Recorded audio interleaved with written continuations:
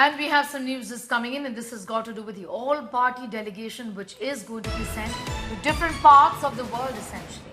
BJP delegation is to lead the Middle East. NCP delegation to lead South Africa, Egypt and Kenya.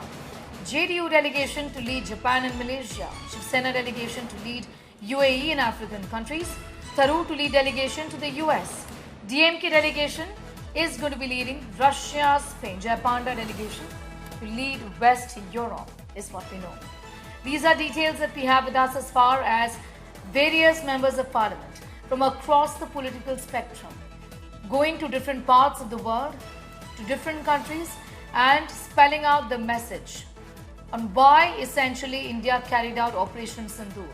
I'm going to go straight across to Aishwarya for more on that story. Aishwarya, this is an all-party delegation and details indicate that these leaders are going to be going to different parts of the world essentially, and of course this has leaders from across the political spectrum as we know.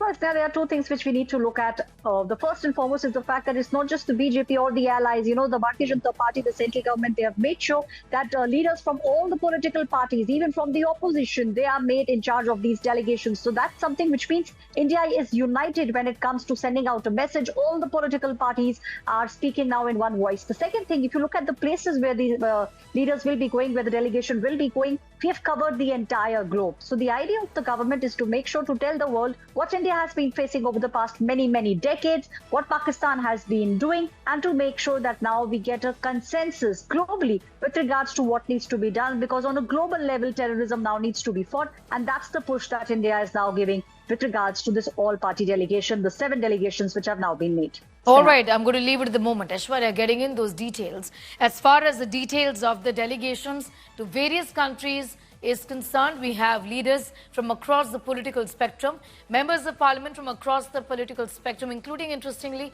the Congress, who are going to be leading these delegations to various parts of the world.